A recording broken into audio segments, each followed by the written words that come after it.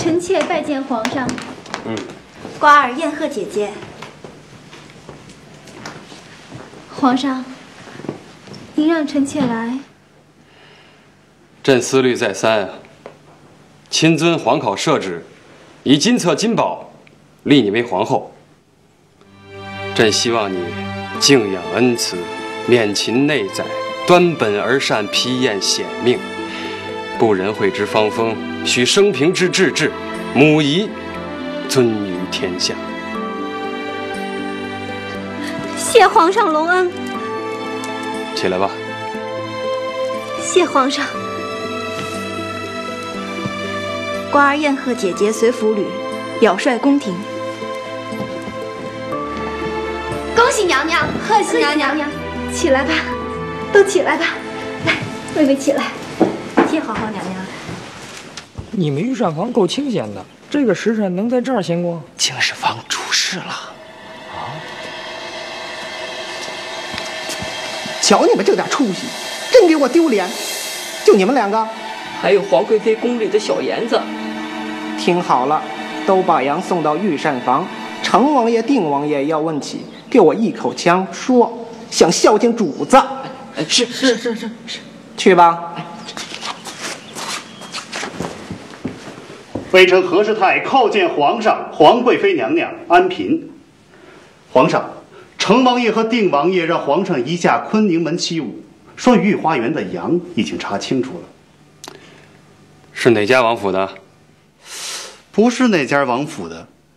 程王爷说皇上到了坤宁门起舞就清楚了。德林哪儿去了？刚才还在这儿呢。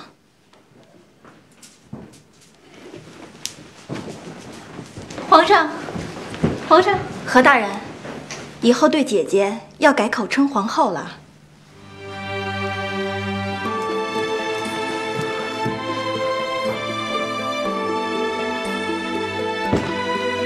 恭贺娘娘千岁！起来吧，快起来！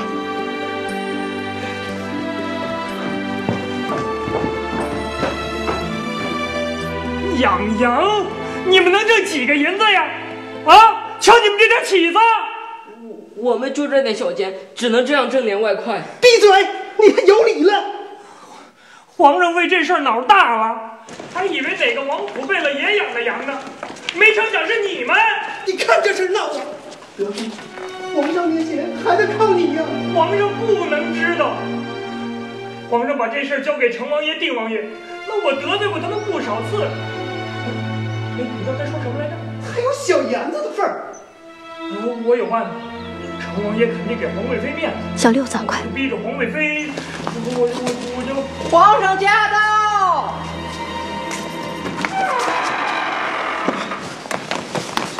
皇上，奴才有罪，奴才有罪，奴才辜负皇上，没有约束住他们，奴才有罪。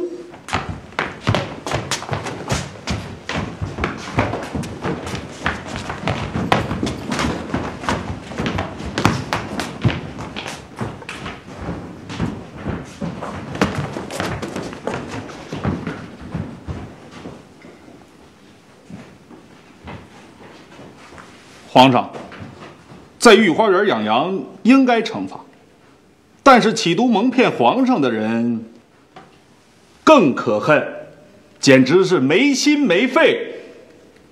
皇上，这种奴才更应该受罚。没听见啊？把他也拉下去。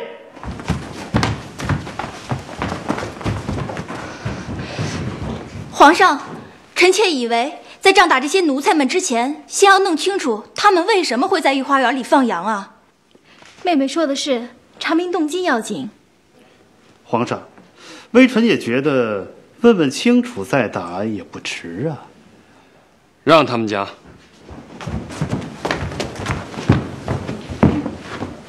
小妍子，你给皇上说个摇摆口孝敬主子，为何要在御花园放羊啊？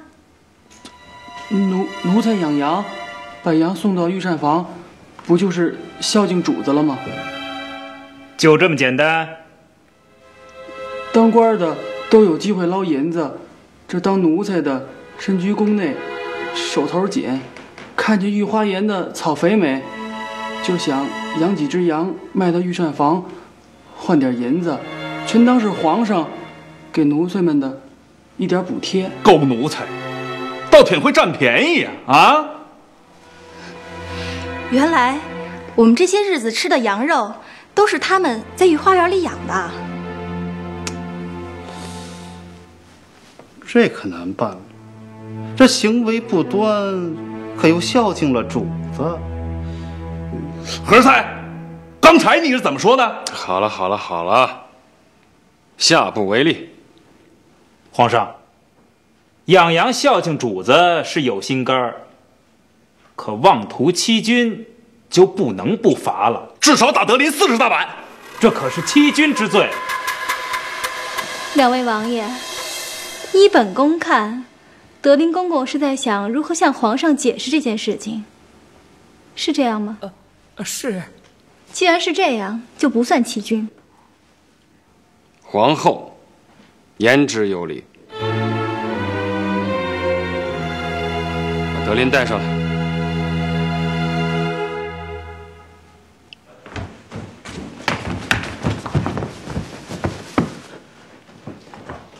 朕身边的奴才，朕自会处罚。德林，奴才在。朕罚你跪在石阶上，思过3天。谢皇上。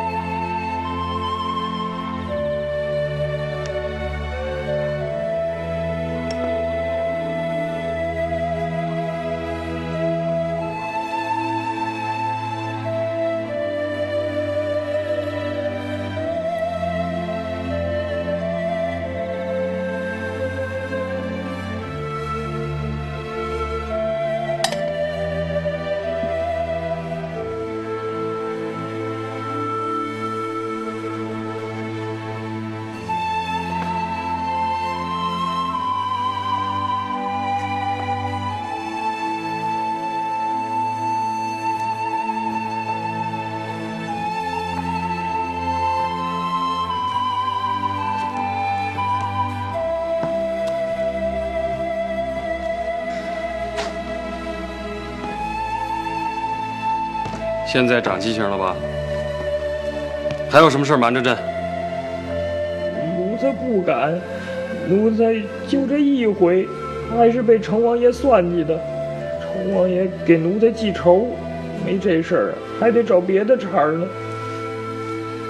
臣妾也觉得是成王爷故意做局。这点朕还看不出来。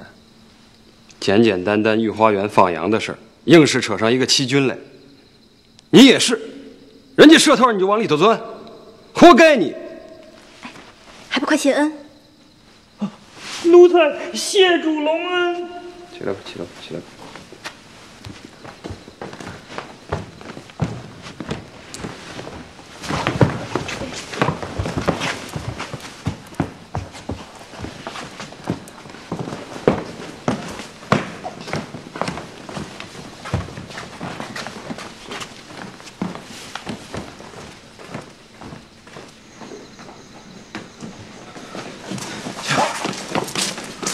怎么就没看出来呢？师母，太医来了。王太医请，太医请。师母，我怎么就一点没看出来？师傅他病成这样了。哎呀，按他的意思，不想弟子同僚知晓。前天主持皇后和安妃册封大典，出门前就晕倒了一次。我刚刚听说了。哎呀，劝不住啊！瞧着他，我怕，所以请戴大人过来。师母不必过虑，师父好人自有天命，王太医也是号称神手，尽管放心好了。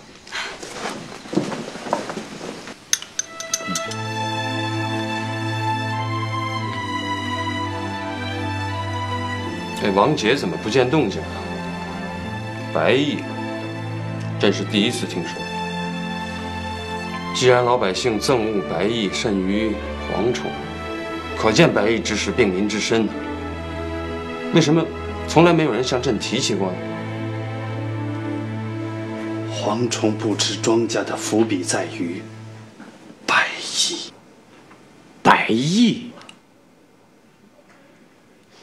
这是老问题了。好像自乾隆40年起，有些地方官衙里就出现了白毅。王杰就是因为这个，才鼓动地方绅士上书，要求朝廷停止灭蝗。据说这是安妃的主意，他让那些地方乡绅拦截归乡途中的王杰，并加以鼓动。老百姓担心朝廷敕令灭蝗，地方的县衙会增添更多的白役。百姓怕白役，甚于蝗虫。蝗虫可以不吃庄稼，白役却只喝人血呀。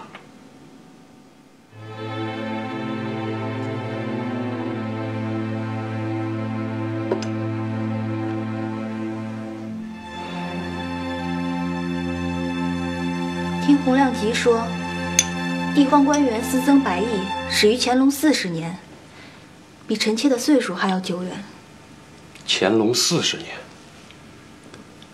又是和珅擅权留下的痼疾。你见过洪亮吉？此次臣妾出宫留王杰，他与洪亮吉同行。哦，这个痼疾很难说和珅知不知道地方官衙私增白役，可是洪亮吉对此事最了解不过，成亲王朱中堂他们都知道。臣妾说句不该说的话，不管皇上多么的烦洪亮吉，可是他的著文不妨拿来读一读。他，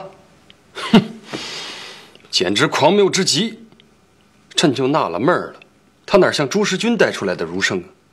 可他比很多官员都了解大清国，成亲王那里有不少他的文章，也许里边就会提到白役。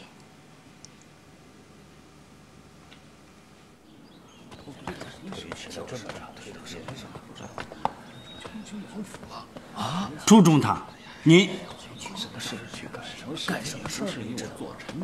今天的早朝推迟了，皇上去了成亲王府。一大早，皇上去了成亲王府。啊，朱中堂，这皇上一大早就去了成亲王府，以中堂看，皇上这什么意思啊？皇上与成亲王是亲兄弟，我们做大臣的不该妄测异猜。德林公公，我们……哎呦，我不是已经传了皇上口谕吗？让你们在这儿候着。哎，这皇上一大早去成亲王府干什么去了？哦，那是找洪亮吉的书札。我说你问这么多干嘛呀？皇上去哪儿还用着跟你说呀？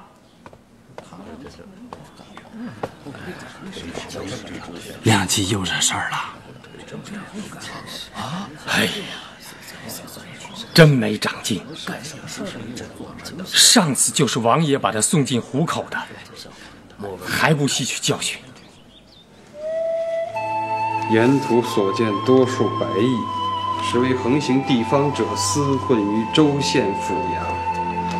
遇有诉讼事件，官出票差，他们便一拥而上，随同滋扰、勒索、讹诈，威胁良民百姓，为地方之大害也。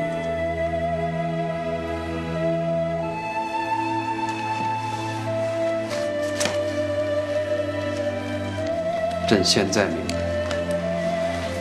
王杰为何建议朝廷停止灭蝗。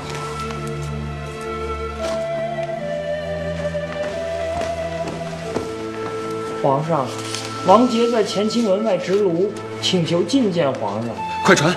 这。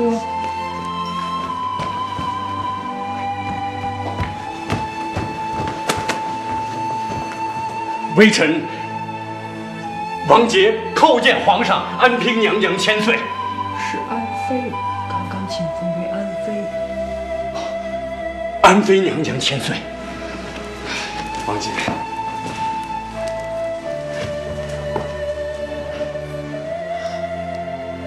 东阁大学士，首辅军机大臣，朕给你留着。朕知道你不会弃朕而去。微臣惭愧，要不是安妃娘娘，微臣……中堂抬举，还是王中堂心里装有黎民百姓。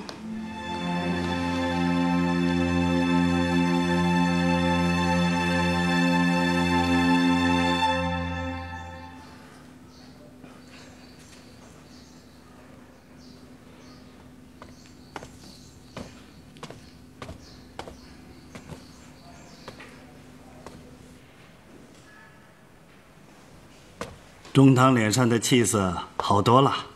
坐吧。朱大人，我给你换一个方子。来，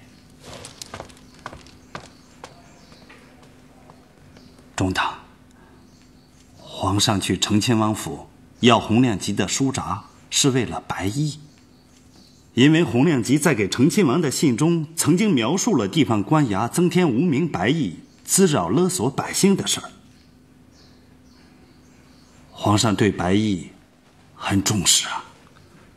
哦，不知道皇上有没有问过中堂？亮吉是中堂的弟子，皇上不来问中堂，反而去问承亲王。现在又在养心殿召见王杰，不用问，谈的还是白衣。王杰回京了？哦，昨天晚上到的。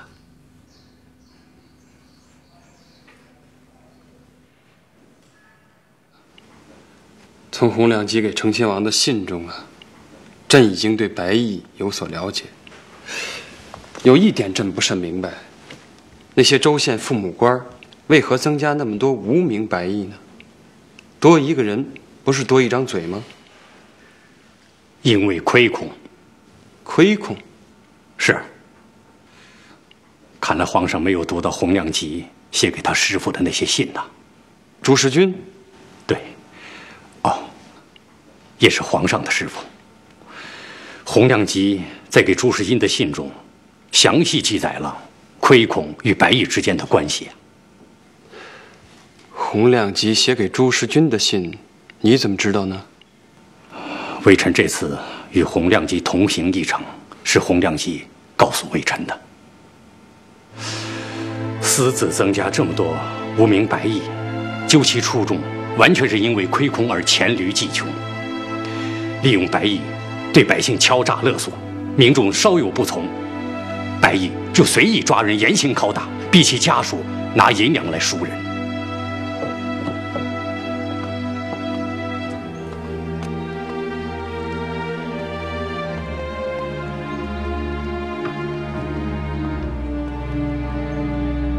任何人来，都给我拦了。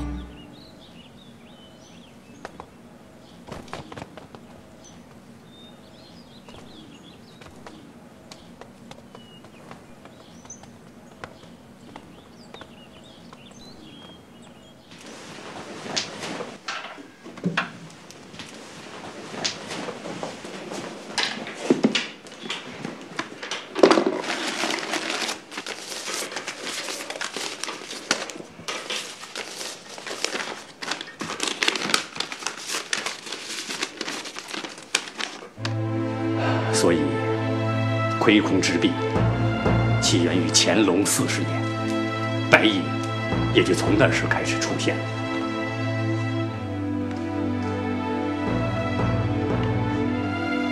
皇上，这就是微臣所了解的情况。大县亏空达10余万，小县也有不少亏空。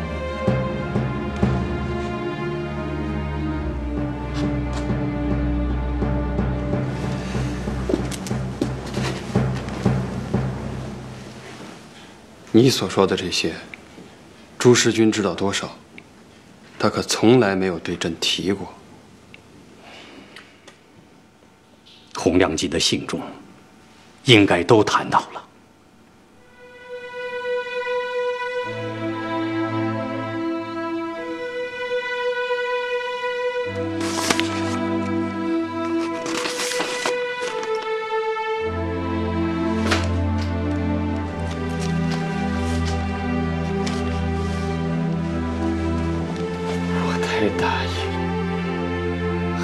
你把洪亮吉的信都翻出来了，这洪亮吉又惹什么事儿了？这回不是他，是他老师。啊！我父皇上，大人，你是皇上在上书房读书时的师傅，你呕心沥血的辅佐着皇上。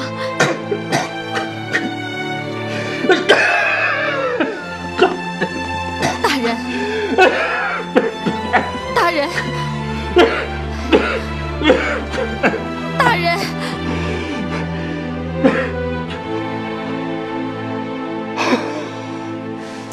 哎，哎呀，再来一个。周大人，哎呦，周大人真会玩，跟喂鸟似的。怎么着啊，公公？哦，也没别的事儿，就跟周大人说一句，皇上去了承亲王府，是需要拿洪亮吉的信，好像是想知道地方官衙的无名白役的事儿。还有啊，今天王杰又被传入宫中了，估摸着也是询问白役的事儿呀。这王杰又回来了？可不是嘛！听德林公公说呀，是安妃用白衣的事难住了他。这老头啊，一生气呀，就不回故里了，怒气冲冲的，他又回来了。到底是老王杰呀！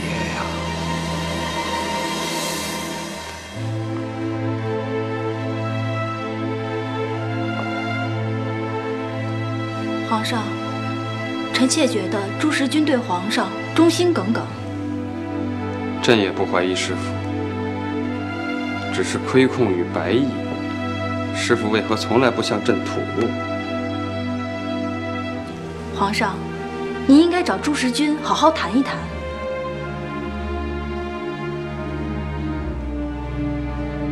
皇上，微臣要弹劾一个人。什么人？朱时君。白役也好，亏空也好，事实上，早在洪亮吉给朱中堂的信中就提到过，朱中堂早就知道这些情况，而且他见到皇上的机会很多，却从未告诉过皇上。王中堂，你说，这算不算是故意蒙骗皇上呢？皇上，600里特级皇表主理者。启禀皇上，经略大臣鄂勒登堡、参赞大臣德楞泰会同各地的总督、巡抚联衔，以600里特级送来皇表助理者，大功勘定。皇上，再说一遍。剿匪戡乱产功，各地的贼寇皆归顺朝廷。这是真的？是真的，皇上。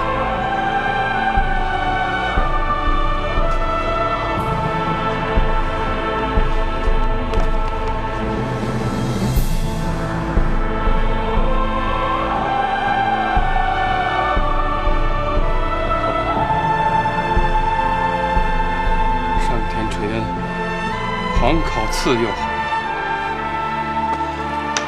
朕要祭告御陵，宣示中外荡平贼寇，上忠先帝，未竟之志。恭喜皇上，贺喜皇上！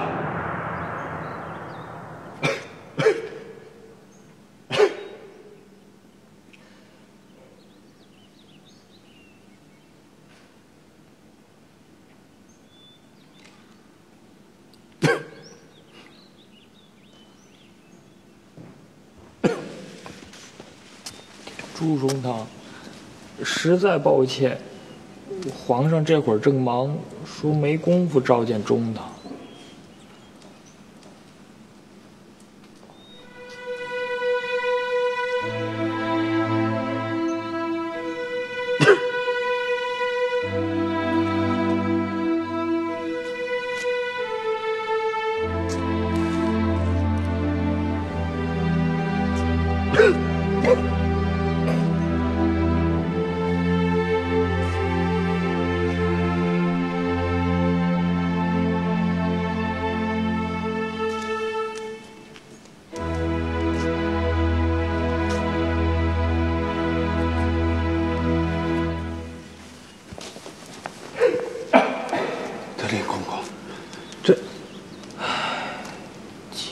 皇上也为难，毕竟是皇上师傅，隐瞒白毅被王杰揭露，又被周廷栋上折子弹劾，不公平，太不公平！这对朱中堂太不公平了。麻烦您通报一声。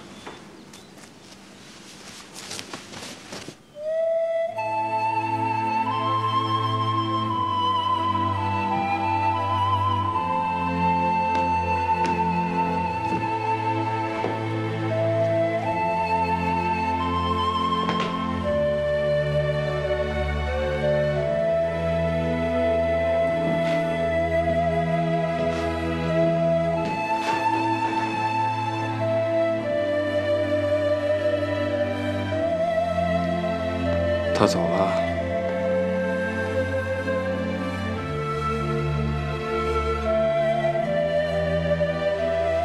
皇上，如果朱时军不是皇上的师傅，也许……可他偏偏是朕的师傅。王杰的话不软不硬，周廷栋又上折子弹劾。皇上不给朱时军解释的机会，是怕别的大臣私议圣上，袒护自己的师傅。皇上，朱时军走了。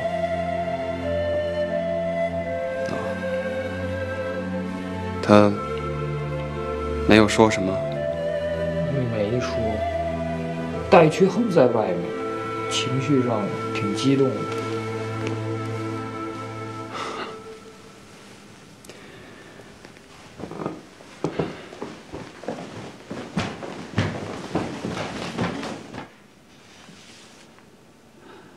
皇上，微臣实在是感到困惑呀。这乐宝明亮之所以能够建功，都是因为当初朱中堂建议皇上让他们到军中去立功赎罪。现在这些人等都受到了嘉奖，为什么单单只有朱中堂不在嘉奖之列呀？是啊，对师傅的确是不公。可朕手里还有弹劾他的奏折，王杰、周廷栋还有其他许多大臣都在看着朕如何处置朕的师傅。朕不能嘉奖过他，又追究发落他吧。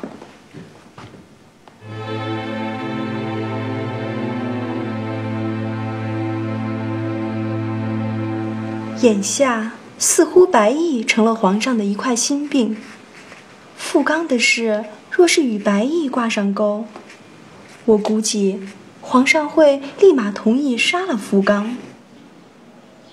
助纣为虐嘛。别乱讲，傅刚只是一条吃得又肥又胖的蚕，我跟广大人只不过是逼他吐丝而已。得了吧，还不是往自己腰包里扒拉。这没有外快，我怎么来为你捧场啊？也是。周大人，给广兴大人的信，你马上动身送，行路不能过夜，快去。是大人。以我的观察，大人若想置傅刚于死地，必将其与白毅联系起来。大人，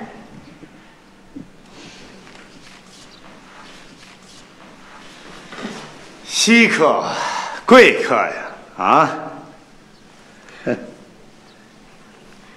我现在还是富冈的女人，大人别太张扬。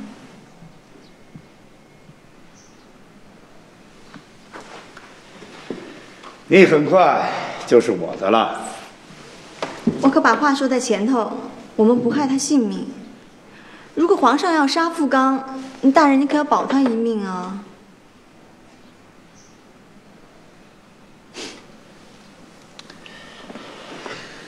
唉，你这点儿马上要离开他的样子。人要懂得知恩图报嘛，怎么说也是他帮我赎身的嘛，啊？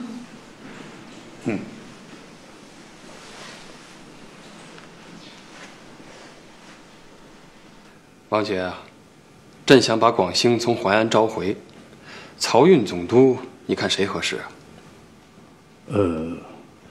富冈如何？富冈，朕要宰了他！你看看，你看看。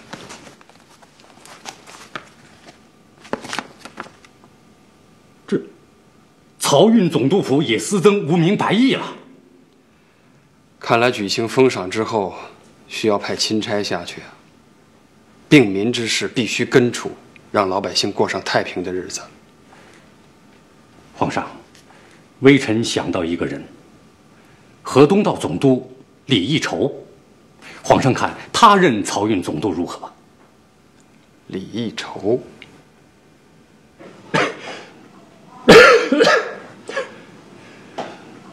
弟子已经和皇上谈过师傅，皇上心里也觉得过意不去，只是……其实，我想见到皇上，不是要为我自己申辩什么，我是隐隐感到担心呢。你知道我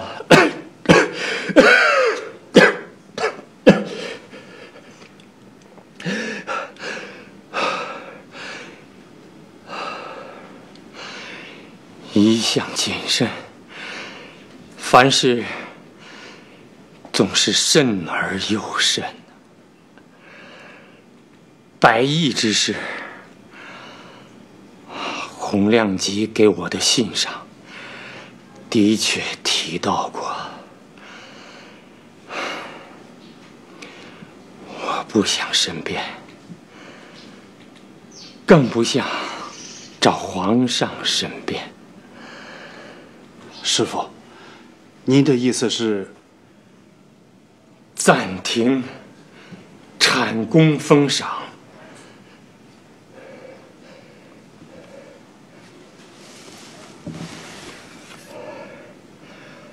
我这里拟好了一道奏折，你替我呈上。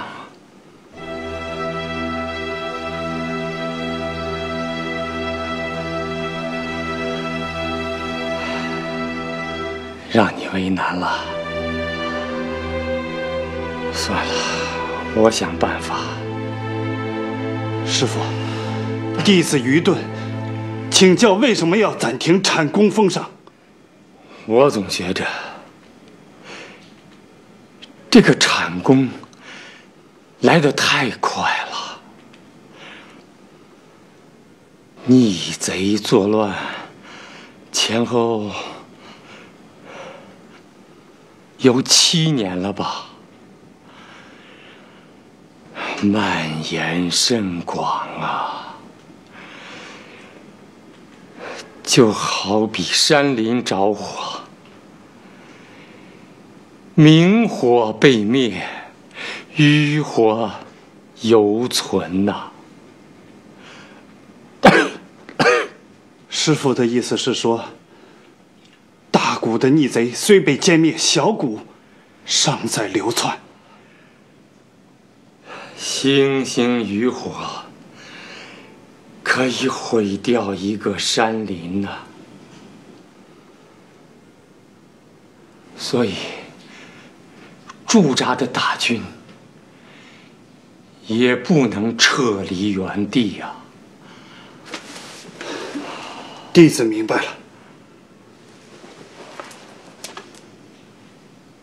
告辞。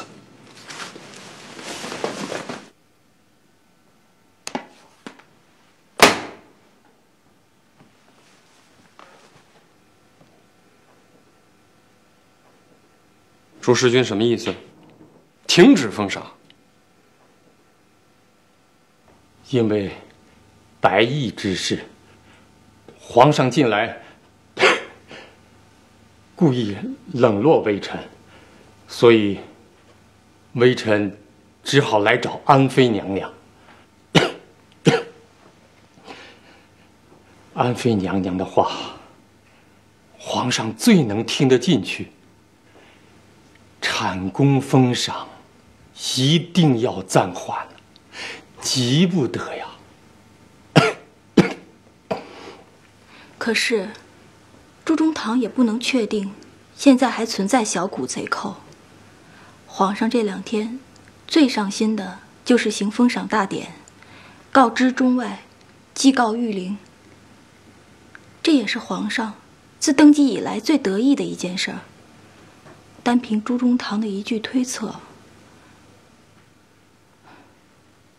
恐怕娘娘，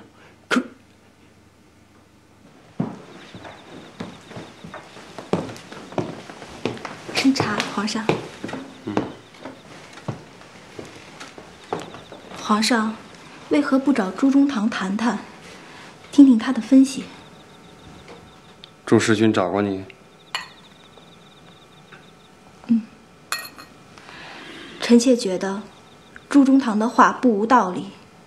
如果皇上把最坏的事先都想到了，万一会有那么一天，皇上不会至于太被动。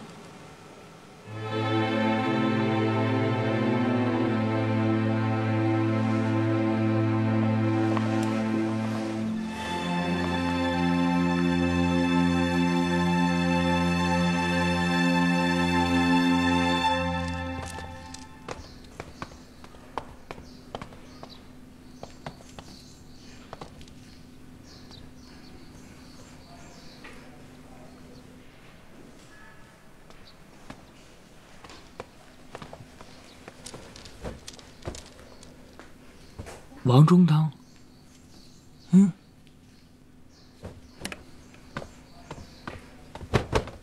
微臣不知圣驾立旨，罪该万死。不知也无过，起来吧。谢皇上。朕啊，想问你件事儿。事理一筹，微臣已经派人传他进京，谢恩后即赴淮安上任。不是。那个朱世军啊，建议围剿戡乱的大军驻扎原地，以防余寇卷土重来。你怎么看？大军驻扎一地，势必消耗粮草。皇上想没想过，湖广川陕等地今年蹂躏之余，元气未复，民众的生机尚艰呐。若大军继续驻扎下去，势必令百姓恐慌。以微臣之见，当下之际，应施恩赦免赋税，方保永庆盈盈。朱中堂的建议，微臣不敢苟同。好。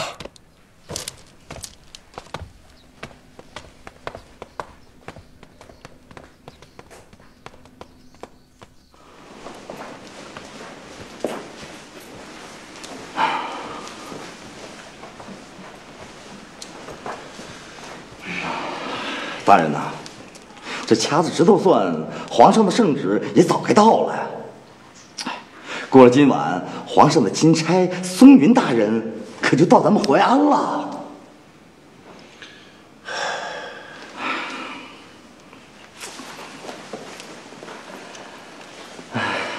我说你能不能不在我面前晃，晃得我直头晕。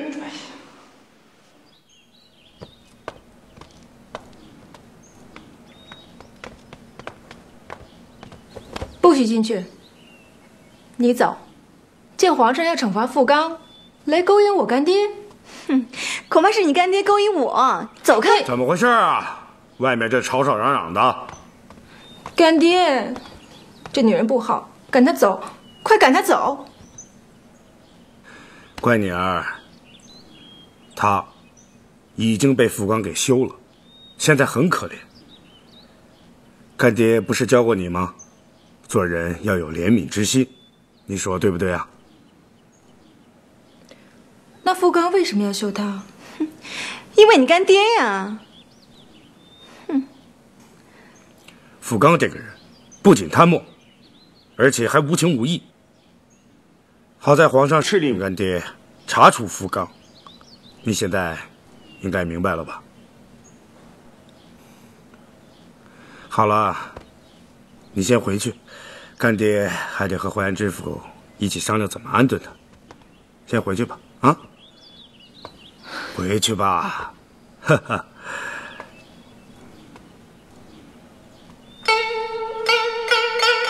呵呵呵。